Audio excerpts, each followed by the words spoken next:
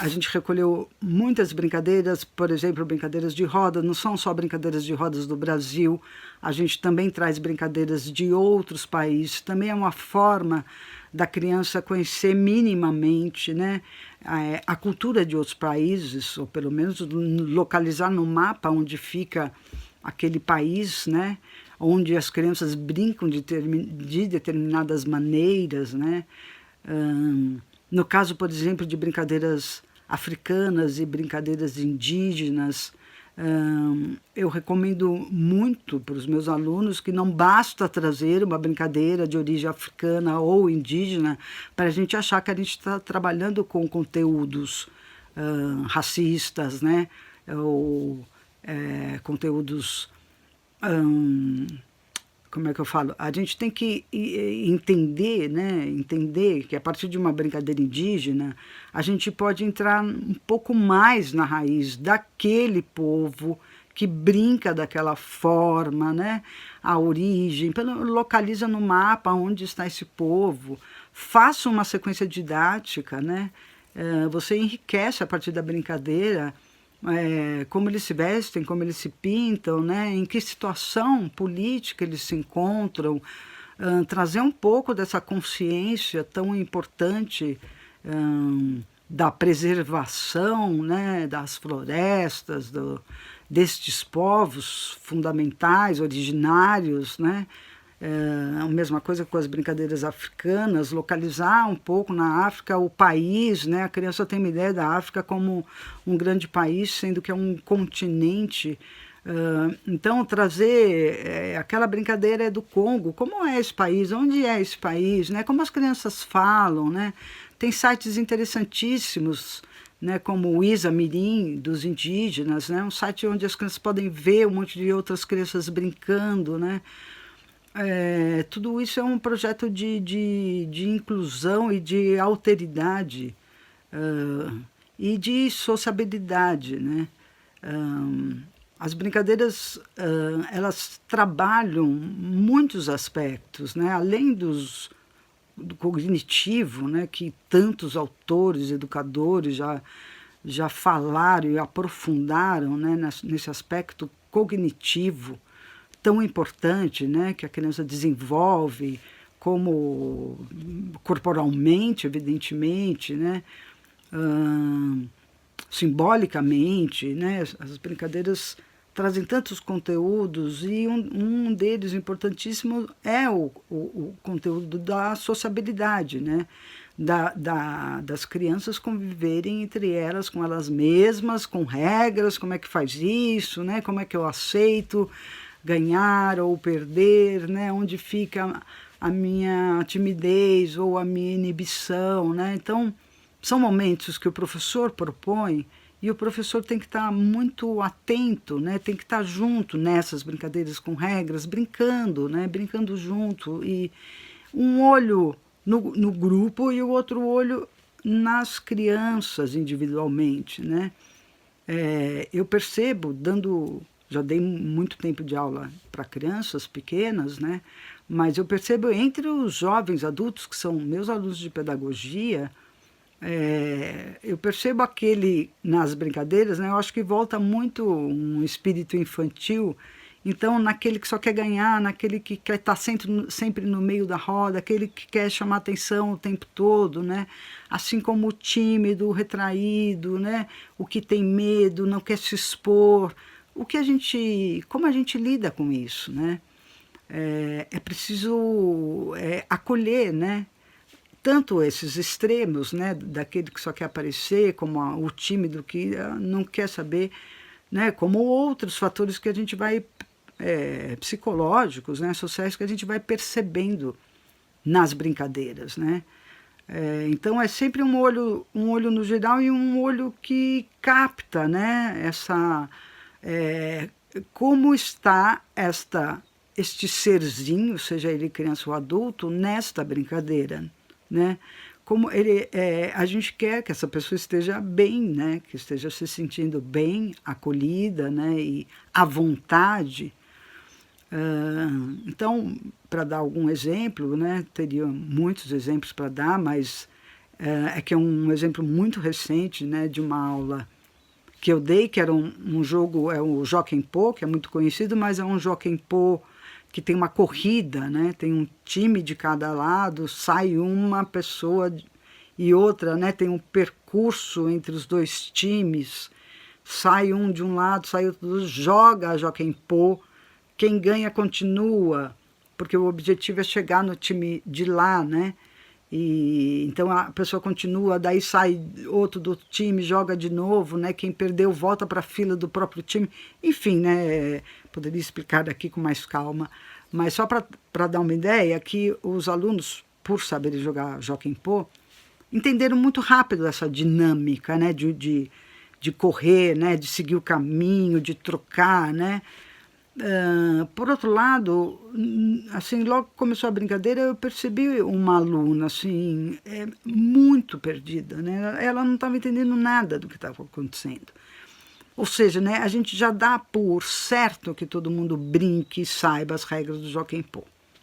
Por sinal, eu tinha perguntado isso e ninguém disse que não sabia, mas eu fiquei de olho e vi o constrangimento dela e vi também a reação do grupo, porque o grupo fica excitadíssimo, o grupo quer ganhar, né? Então eu chamei essa aluna adulta, né? Chamei com muita delicadeza, chamei de lado e falei, vamos recordar como é a brincadeira. Você lembra, né? Que a tesoura corta o papel embrulha a pedra amassa a tesoura. Ela, eu estou lembrando, mas é tudo muito rápido. Eu falei, então vamos assistir um pouco o jogo juntas, né? Eu vou te explicando, olha aqui, ó, elas jogaram, aí essa ganhou, essa continua, não sei, né? A gente ficou um pouco de fora para entender um pouco a regra. É claro que mesmo com essa explicação, o jogo rolando, com a rapidez que estava, ela não ia conseguir entrar, né? Mas então o que eu fiz na hora, intuitivamente, foi pelo menos para que ela entendesse o mecanismo da brincadeira, entendesse o que estava acontecendo. Nós assistimos algumas vezes, aí eu perguntei para ela, vamos junto? E ela falou, vamos. Então nós fomos juntas, né? Nós fomos juntas, jogamos Jockey Po, eu falei, ganhamos ou perdemos, né? E aí seguimos ou voltamos, não me lembro, né? Mas isso são coisas muito importantes, né? Da gente perceber se a gente não está expondo uma criança, né?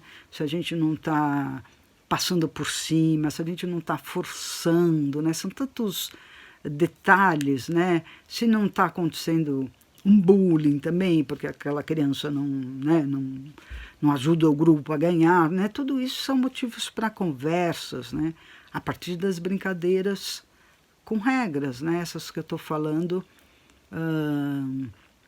Então, são oportunidades, né? Maravilhosas assim, da gente conhecer mais os nossos alunos, atendê-los, né? Nas suas especificidades, nos seus sentimentos e acolher, né? Essas emoções, para que as crianças se sintam bem. A brincadeira não é para ficar infeliz, nem com medo, nem assustado, né? Ver a adequação também, né, da brincadeira que você está oferecendo. Se nenhuma criança entendeu ou não quer brincar, é porque a gente errou, né, na oferta da brincadeira, né? Eu ia dizer mais uma coisa, espera aí que me fugiu. Mesmo nas rodas, né, nas brincadeiras de roda, que são singelas, né, tem aquela criança pequena, mais tímida, que se sente constrangida em entrar sozinha no centro da roda, né? O professor tem que dar a mão e entrar junto, né? Transformar aquilo numa coisa leve e fazer junto, dar a mão, olha, né? Olha para essas crianças. Depois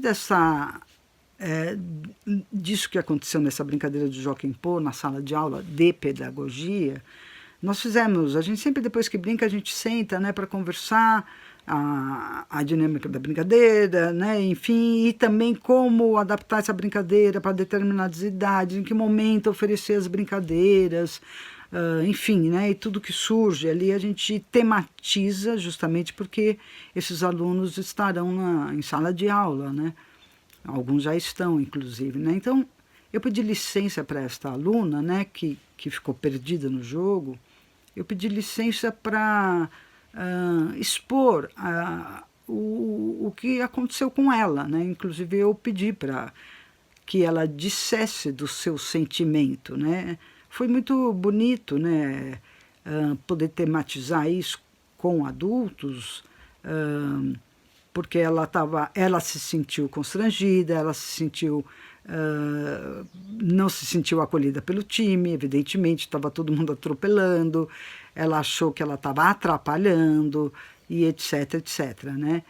E os próprios outros alunos, tudo adulto, reforçam, né, o que eles mesmos fizeram, né, com a colega, né? Ninguém teve, não ocorreu, né, na cabeça de ninguém para o jogo, fulano não está entendendo, né? Bom, é a nossa função de educador, né? O que é interessante tematizar isso com os adultos é pensar, né, é fazer essa analogia para dentro da sala de aula com as crianças, né?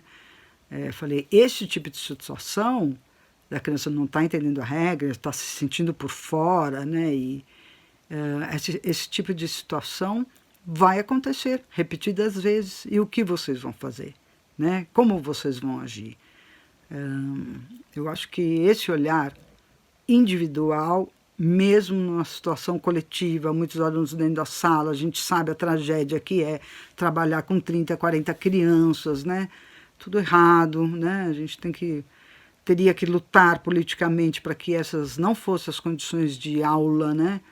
Mas, enfim, né?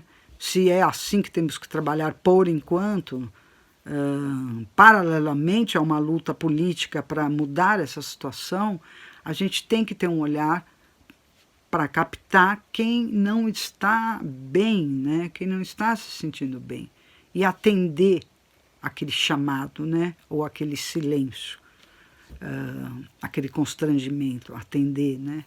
Eu acho que isso é o mais importante numa sala de aula, né? Mas o que eu mais quero dizer aqui, repetir, é a importância, né, do lúdico, seja ele nas brincadeiras coletivas, no faz-conta, né? As crianças estão socializando, elas se entendem muito melhor, elas conversam na mesma língua do que nós adultos, né? Esses momentos autônomos, ou mesmo as brincadeiras que a gente traz para as crianças, né? É um momento de convivência, né? É um momento que você aprende, né? Aprende a ceder, né? Aprende a ter mais compaixão, né? Ou a gente adulto, né? Chama atenção, né? São as convivências sociais dentro do universo das crianças, dos jovens, que é o universo do brincar, seja em qualquer situação. É muito bonito. Eu queria indicar aqui, antes de terminar, o filme O Começo da Vida, que eu tive o prazer de ver a estreia em Reggio Emília, naquela cidade na Itália, né, onde tem a abordagem Reggio Emília, tão apreciada e por mim tão idolatrada. Eu idolatro tanto aquele respeito, né, que eles têm pela criança, pela inteligência da criança, que é a metodologia de Reggio Emília. Eu assisti esse filme lá, O Começo da Vida, revi esses dias, né, um filme lindo, lindo, e agora já tem O Começo da Vida 2. Eu recomendo. E um outro site é o Território do Brincar, né, muitas pessoas conhecem, da Renata Meirelles, ela e o marido David, né, que percorreram o Brasil inteiro, já fizeram várias viagens, né, conhecendo a forma de brincar, né, os gestos, tudo, né, da criança quando brinca livremente, né. E o Território do Brincar É um site bonito, né? Um site com as brincadeiras, com um monte de coisa, mas eles têm agora um programa que é recente que chama Diálogos do Brincar, que são palestras de grandes personalidades que pensam o brincar do ponto de vista da brincadeira livre, espontânea, né? Eu recomendo muito que vocês assistam. São vídeos, assim, tá no YouTube, né, de uns 40 minutos, mas é uma abordagem muito humana, né, muito humana, de quem de fato sabe ver e ouvir as crianças de verdade, né, com coração, com afetividade. E também indico os meus livros, que é um outro departamento, mas é um departamento de repertório. Muito bacana, diferenciado e também tem essa preocupação, né, de brincadeiras menos conhecidas, brincadeiras que se brincam no Brasil, brincadeiras que se brincam em outros países. Nós voltamos a conversar daqui a pouco. Um grande beijo da Ana Tati.